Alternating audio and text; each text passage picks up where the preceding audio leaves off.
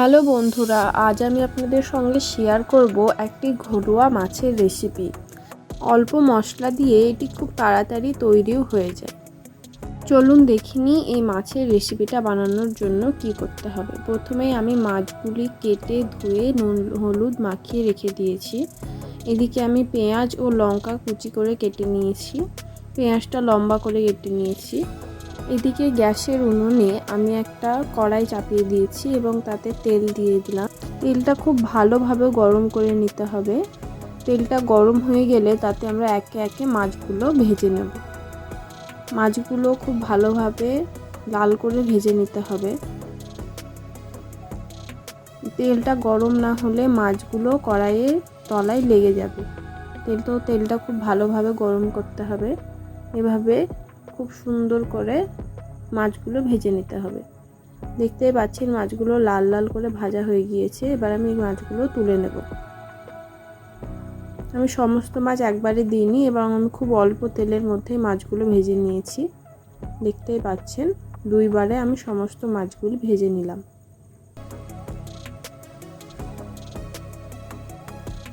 এবার আমি মাছগুলো তুলে নেব।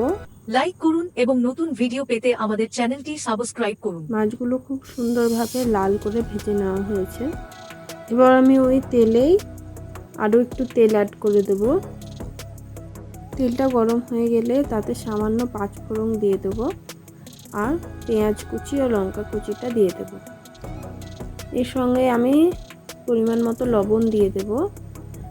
এতে পেঁয়াজটা পুড়ে যাবে না ও খুব ভালোভাবে ভাজা হয়ে যাবে। পেঁয়াজটা একটু নাড়াচাড়া করে নিতে হবে লাল করে। এরপর আমি এতে একে একে শুকনো মশলাগুলি দিয়ে দেব। শুকনো মশলার মধ্যে আমি নিয়েছি সামান্য হলুদ, জিরে গুঁড়ো ও ধনে গুঁড়ো। এই মশলাগুলি পেঁয়াজের সঙ্গে মিশিয়ে নেব।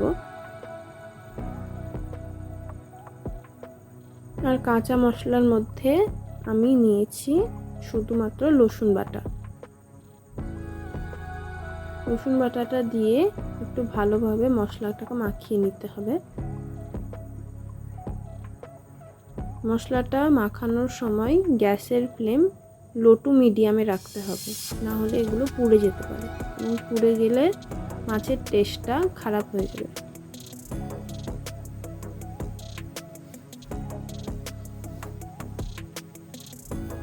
একটু নাড়াচাড়া করে নিয়ে যার মধ্যে জল দিয়ে দিতে হবে পরিমাণ মতো।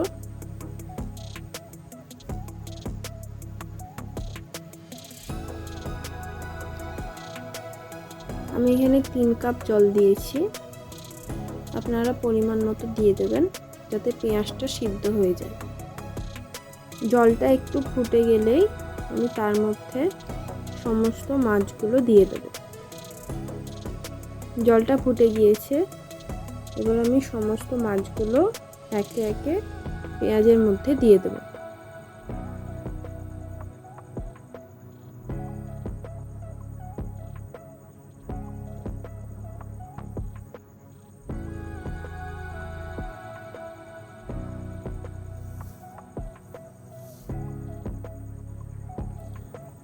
একটু নাড়াচাড়া করে আমি পেঁয়াজটা সেদ্ধ করার জন্য ঢাকা দিয়ে রেখে দেব লো টু মিডিয়াম ফ্লেমে।